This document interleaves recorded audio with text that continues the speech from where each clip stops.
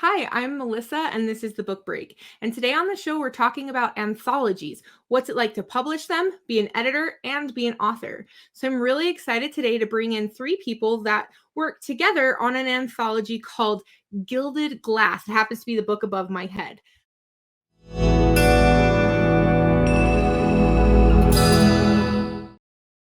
Let's bring them in. We have Allyson Longueira, CJ Anaya, and Gama Martinez. All right, guys, thank you so much for being here with me. Thanks for having us. So, Allyson, you are one of the professors with this book, and this was a part of a master's in publishing through Western Colorado University, right? That's correct. So, as the teacher, what were you looking to see the student editors do with this anthology? Well, what we're trying to really teach them is we're teaching them the fundamentals of the publishing industry. And an anthology is a really good way to do that because when you come in as a writer, you tend to think of things more from the craft perspective. And it's really important to learn the business side as well. Craft is hugely important, obviously, because we're talking about writing, but the business aspect of things is important too. And by doing this anthology, they have to read the slush pile. I mean, for Gilded Glass, we had 650 stories. They had to whittle down to about 25. That's kind of can be a really brutal process, to be frank. And it's important to get a good mix of stories. You have to have balance in an anthology. There's really, there's a science to building an anthology as much as an art, and it's a really, really good teaching method in order to help them understand publishing and making hard decisions and business decisions. And, sometimes stories that you absolutely love wind up on the cutting room floor. And it's not because it wasn't a good story. It's because it didn't meet the right mix that you need in the relationship with the other stories. And, they have to they have to send out rejection letters and acceptance letters and do contracts and talk, work with the authors on editing. It really touches on pretty much every aspect that they need to know to be successful in publishing and successful as editors and writers. Yeah, I know. I got my master's in this program too, and I thought I learned maybe so much more from this anthology. Not that the rest of the program wasn't good, because it was fantastic, but doing every little piece was just so valuable, no matter where you're coming from in publishing. Absolutely. It's really critical to see all of those aspects in play and understand how all the pieces come together. And, when we, as readers, when we pick up books, we're not really thinking about everything that goes into them. We just want to be transported. And when you start writing, you need to learn to break the story down and to understand the different aspects of genre and aspects of storytelling and character and setting and mood and tone and all of that. And then when you get to publishing and editing, you have to be able to take all of those pieces and then add in all the business aspects of things because, anthologies tend to be passion projects. There's no secret to that, but you also have to not, bankrupt yourself trying to do these right things. For sure. And CJ, you are a part of this program, but you are also an author by day and an author coach. So where you've participated in anthologies as a writer, what was it like for you to be the one that had to read over 600 entries? What were some things you were looking for, or maybe some things that you loved or that surprised you? Well, one thing that I learned from anthologies, especially from those who were looking for specific types of stories, was that the hook is so necessary. In the slush pile, when we were reviewing all of those books, what I would find was that I was getting a lot of exposition and a lot of backstory in the first page or two with a lot of these stories. And that's a common mistake that authors make. Everyone makes it. I've made it, and I learned. And it's just a matter of learning to not do that. But that was, something that I was looking for, because I'm aware that if we can't hook the reader within the first page, they're not going to continue to read that story or other stories. And so other authors are impacted by that at times. So that was something that I was looking for, and also something that I had to work for when my editor was taking a look at my book for the anthology. You know, it almost didn't get in because my first page was nothing but backstory. So I learned that hard lesson. Yeah. But it was that way. And tell me what the story was that you were the specific editor for in Gilded Glass. Okay, so there were two stories. One was the very first story. It was the King and the Jaded Egg, and then the other one was this beautiful Asian legend about this goddess that was from this beautiful lake, and how one of the characters was actually the goddess who was supposed to reincarnate, which works right up my alley for what I've written with the Healer series. So I got to edit those two stories, and I fought tooth and nail for that first story because I was one of the few who I think it resonated with just due to my own experiences. And I was like, I will fight you all. And they took pity on me, but I think they liked it too. Otherwise, so that first one was the Silver King and the Jade Egg. Thank you. I knew there was a Jade Egg and a king. I just went on that one. So thank you. That's okay. Well, and I think, you know, coming at it from that editor perspective, like you were, how did you manage? So if there's someone out there that's like, you know, I want to try a passion project and be the editor of an anthology, how did you manage to get through over 600 entries?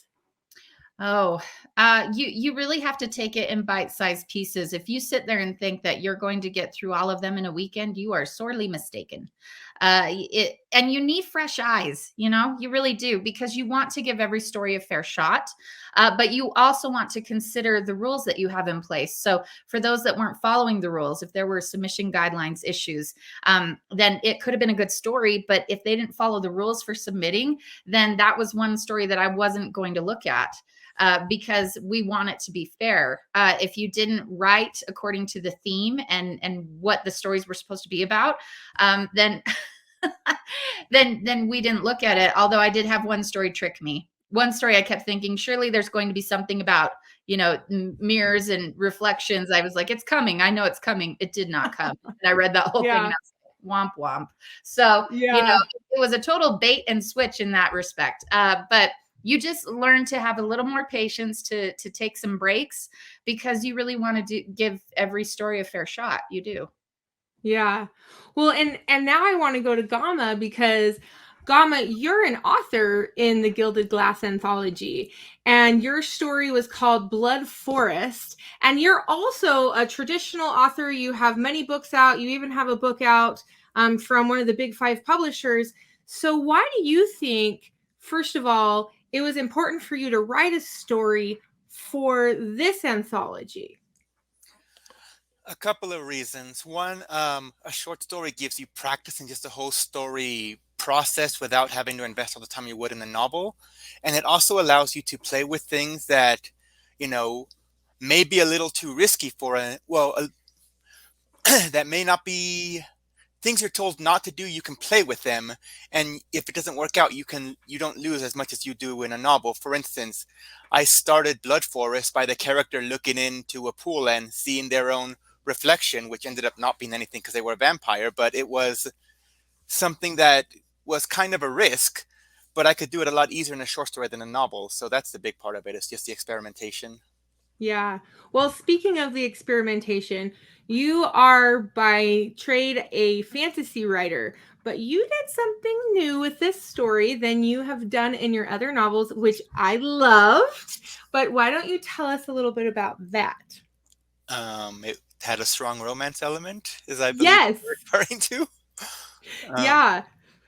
So as a writer, how was it that you were able to maybe branch off just a little bit from your normal story type? Partially because it was a short story, and that allows me to, like I said, experiment more. And it's not as big a time investment as it is for a full novel. And partially because I have this wonderful wife who I've now experienced great romance with. So, you know, I was able to pull some from that. Gama's my husband, by the way, guys. So that means I get to take just a little credit. Not really. Gama was always the romantic in this fun relationship. So I think one of the things that I really loved about Blood Forest was that the romance was woven so well into the fantasy world that I really believe that someone that's not a romance fan would love Blood Forest, because it's a really intriguing story. So with the different elements of writing stories, how do you take something like that and write a short story? Because so many folks are used to writing, you know, if they've been in the writing world a while, a full-length novel. How do you take all the principles of a story and shrink that into less than 5,000 words? There are a couple of things. I mean, you don't need to have. I write using a 3-act structure, but I don't necessarily need to do that in a short story. And there is something called trifail cycles, which a lot of writers put into their books. And in a book, you're supposed to have 3. In a short story, you can get away with 1. And there's just a lot of stuff that is truncated when you're doing a short story. Yeah, I love that. And I think that's really fun. So now I'm going to bring everyone back in, because I want to talk about for a second one of the reasons why I love anthologies. So for our readers out there, just in case you don't know what an anthology is, it's a collection of short stories, and it's typically all around a similar topic. So like Gilded Glass, for example. So CJ, I'm going to go to you. These are all the books that have been in the different anthologies from the publishing program. How did you guys come up with Gilded Glass? Because as you can see, there are all different kinds of topics. What was it about this topic that made you guys go, this is our anthology topic? Oh, well, I can't take credit for it. We had a wonderful student in the program who was really thinking outside the box, and she suggested that we do modern fairy tales. And, you know, fairy tales that were kind of in the style of old and classic, but we really wanted it to have a more modern feel and to be new.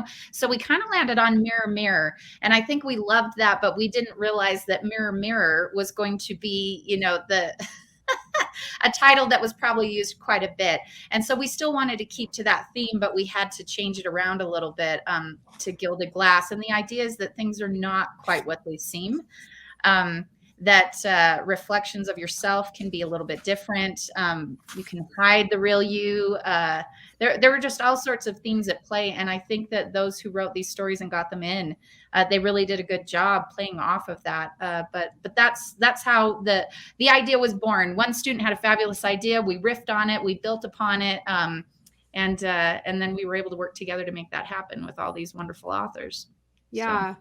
And Allyson, you are a publisher by trade. You're the woman in charge of a publisher. So how did you look at this anthology differently from a publisher perspective and a professor perspective? Or was it pretty much the same kind of skills? Well, there actually is a lot of overlap, because as publisher of WMG Publishing, I've published at this point, I was just adding it up, and it's more than 60 anthologies. But part of how we do the publishing process at WMG, for years, we actually hosted an anthology workshop where we would live edit 6 anthologies. The students would come, they would submit their stories. So you've got 50 people in a room who have written for each one of these anthologies, tapping back to what you're talking about a little bit before, some of them on topics well outside the participants' comfort zone, the writer's comfort zones. So it was a great learning experience for them. And then we would live edit the anthologies and basically accept or reject the stories right in front of the author. So it was it's a brutal process, but it was the best learning experience they could have. And so I came into this program as professor with that experience and understanding the value of using anthologies to really teach about writing and editing and publishing and how it all works. Because as the publisher, I would, even for the volumes that I was not editing, I would be on stage with, they'd have to go to the publisher for a final decision sometimes. And I would explain why I would then take, or, sometimes everybody would love a certain story and I would have to say, we can't publish that one. And here's why. Yeah. And explain that reason. So everybody was able to learn that. So it really is a fantastic really a fantastic learning tool from the publishing perspective, as an editor, as a writer, in learning how to get outside your comfort zone, and really as a reader. Anthologies are great learning tools because you find new styles of writing, new authors that you never would have considered before. They're a great way to sample all sorts of new writers and writing. Yeah. And Gama, as an author, you've been submitting to anthologies for most of your career. What is it like as an author to submit that story and then wait to see if you're going to get in that anthology? At first it was nerve-wracking, because I'm like, okay, I submitted. Is it going to work? Is it going to work? Eventually I got to the point where it's like you file it and forget it, because, there's always something else to work on. So, like I said, at first I was, watching my email every day. And then after that, it became more of a, oh yeah, I did submit that, huh? So it's kind of a progression there. Yeah. Well, and something that, we've all chatted about before. So to our readers, anthologies, like Allyson mentioned, are fantastic. And especially if you're a new reader, it is amazing for you. It's almost like, we joked about this, it's like the gateway drug to reading, right? Because maybe you're not ready for a full novel yet, but you can be ready for a short story. And then you don't have to worry about getting bored because it's fast and you're going to be live action the whole time. Maybe not live action like a superhero story, but you're going to be intrigued in the story. So CJ, with you are not only, like we mentioned before, you do coaching for people. What would be a piece of advice you would give to a new author that wants to submit to an anthology? Oh, please edit your story. I've got a couple suggestions. Follow the guidelines that they give you when it comes to submissions, because half the battle sometimes is that. Make sure that you have edited the story, that you've had someone really look at it. And I'm not talking about your grandma, okay? Although she might be great at editing, unless she's great at editing, then you can go and do that. But you really do need someone who is impartial, and who can take a look at it with a professional eye and see possible issues with it, so that you have your best shot at it. And then, of course, stick to the theme, because if you submit something that has absolutely nothing to do with unicorns and they ask for unicorns, then they're not going to accept your story. So that would be my advice. That's great. And Allyson, what would be a piece of advice you would give someone looking to submit to an anthology? Oh yeah. I mean, definitely reinforcing what CJ said, self-editing, follow the guidelines, but also avoid low-hanging fruit, because that is something that we see a lot in anthologies. The next anthology we're doing at Western with the publishing students is called Merciless Mermaids. And, there's a lot of story ideas there that would be easy to go to. The low-hanging fruit, evil mermaid takes over the world kind of thing. But be creative. Don't be afraid to push the boundaries of what those submissions are. Make sure you hit everything that the editor has asked for, but be creative in how you do it. That was one of the delightful things about an anthology, is that you have all sorts of different interpretations of that theme, and you could have a light, fun YA romance story in the same anthology with, much darker, more adult. I'm not going to say like you can go the opposite extreme, because if you have those two things, you got to balance things out. But you can have that story with futuristic sci-fi and with a dark fantasy, and and all of those stories can work together with the creativity that the writer approaches. So definitely, think outside the box, be creative, give the editor something that they didn't even know they were asking for. Can be a great way to get into an anthology and set yourself apart, because everybody is going to be writing, there's going to be 50 stories just like yours if you go for the low-hanging fruit. And unless you're an absolutely spectacular writer, they're just going to pass it over. Yeah, yeah. And one last one, Gama. What would be your one last piece of advice to the authors from an author perspective, whether they're new or experienced, that you would tell the potentials of authors for anthologies to really look and do this thing? You don't necessarily have to write a new story for each anthology. If something gets rejected, but you think it's good, especially if you got that person rejection, save it. You can submit it to another one. That's what I actually did for the Unmasked anthology. That was an old Writers of the Future story. So remember your trunk stories. Those can help you get into there if you don't necessarily have time to write a new story. That's great. I love that idea. Well, thank you all for being here with me today. And for our viewers, thanks for joining us, and we'll see you next time. Bye, guys. All right, bye.